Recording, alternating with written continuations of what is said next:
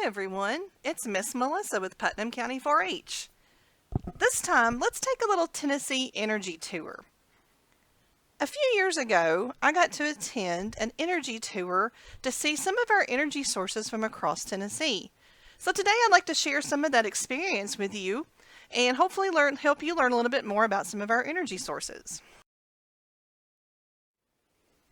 One of our first stops was to the TVA Bull Run steam plant. This is where they bring in coal. It goes through a crushing process to where it's ground into a fine powder, burned in the plant, and that burning coal is used to heat water to produce steam to make power. So this is an electricity generating plant. You can see there are lots of controls and lots of operation to this plant. And you may be wondering about the large stack that you see on a plant like this. A lot of people call it a smokestack. But the way it works is the pollution never leaves the plant. It is all scrubbed off in there, and the only thing leaving the top of it is just steam. So this is one of the ways that we have power from across Tennessee is by burning coal. It wouldn't be any fun to talk about burning coal if we didn't find out where the coal came from. So another stop on our tour was to go into an actual coal mine. And as you can see, we were walking into the plant there, or into the mine, so we could stand up upright. As we got further and further into the coal mine, we had to get into a crouching position. You could not stand up in there. The orange equipment you see in the upper photo, there is actually someone who's driving that in and out of the coal mine. And as the coal is scooped out and put onto the track and then the gentleman drives it out, and you can see him on there wearing his little hard hat and safety gear. The coal is brought out and put into large piles to be moved on to other places. I had to be geared up with some safety equipment. I had a hard hat, light, and a rescue breathing pack that was attached to me before I could even go into the coal mine. But it was really interesting to see this kind of coal production up close and personal. This is something that the average person does not get to do.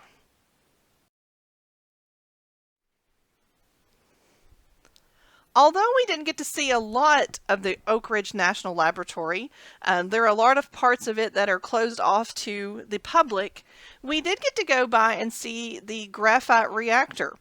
And this is the world's first megawatt capacity graphite reactor. And if you know your history, Oak Ridge, known as the Secret City, was instrumental in part of the Manhattan Project, which during World War II is where they enriched the uranium to make the atomic bomb. And so this is a national historical landmark, and it is kind of mocked up the way it might have been used during that time. While at Oak Ridge, we toured around at some of the other facilities, including where the K-25 and the Y-12 plants are, which helped in the production of that. And we also got to see a supercomputer, which is pretty cool as well. So nuclear power is also made throughout Tennessee at some of our other areas, including like the Watts Bar nuclear plant.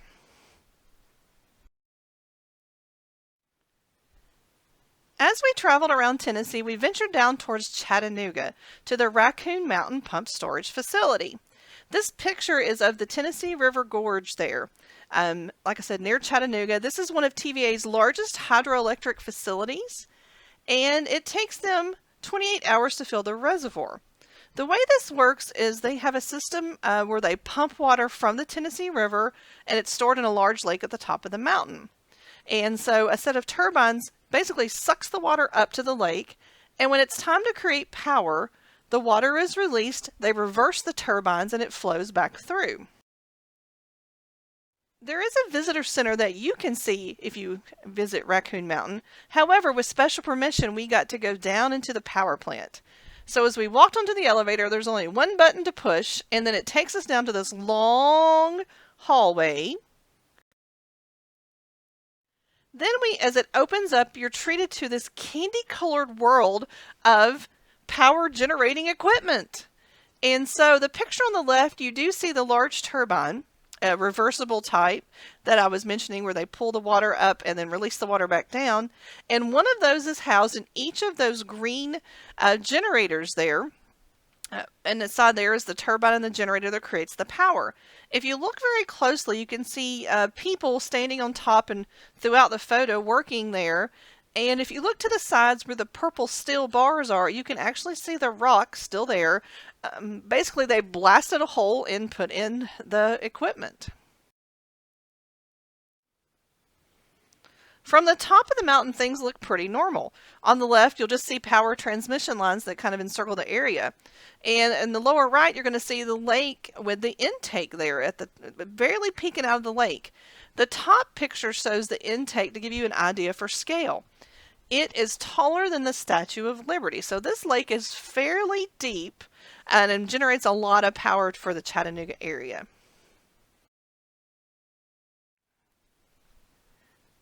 You may be surprised to learn that we have a little bit of wind power found in Tennessee, and we got to see the TVA Buffalo Mountain Complex.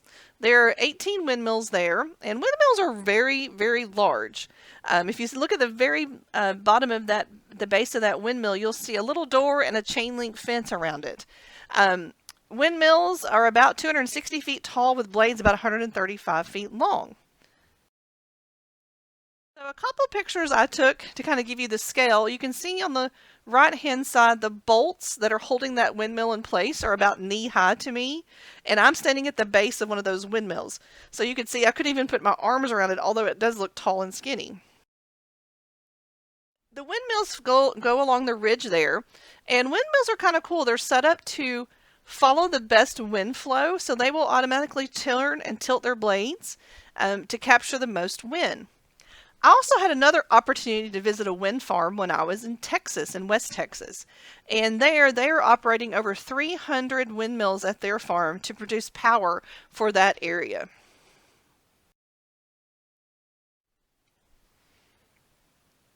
There's another kind of energy you probably didn't realize that we produced in Tennessee. And so when we visited the landfill and recycling center here, we were like, why are we at a garbage dump, right? And so as household waste and business waste is picked up by our waste management or waste connections vehicles, it is brought here.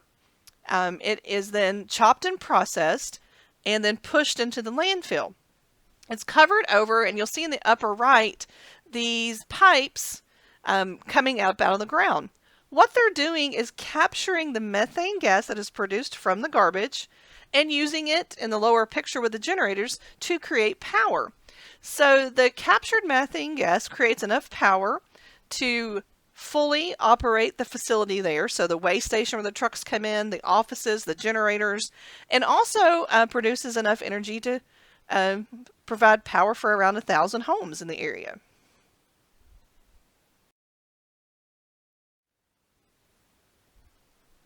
Another form of energy we have in Tennessee is the West Tennessee Solar Farm. Now, I have not been here personally, so it's on my list of things to do, but our solar farm is one of the largest facilities in the Southeast, and this solar farm and visitor center sits near Brownsville, Tennessee. I did, however, get a chance to visit a solar farm at the Walton EMC in Georgia. This is kind of southeast out of Atlanta. An EMC is an electric membership cooperative, and we have these here in Tennessee that provide power just like our city municipality, utility boards, and other areas that provide power for us. And so you can see their solar farm here is quite large. The lower picture is the photo I took of the small one there at their headquarters, and the upper photo is a photo they shared with us of the aerial view of their solar panels.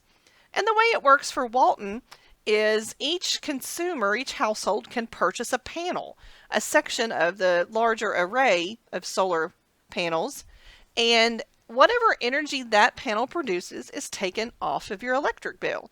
So there is a cost up front, but on good days when it's sunny and bright, you're going to have some power generated that you can take off of your bill. And it makes people feel good that they're using a renewable source of energy.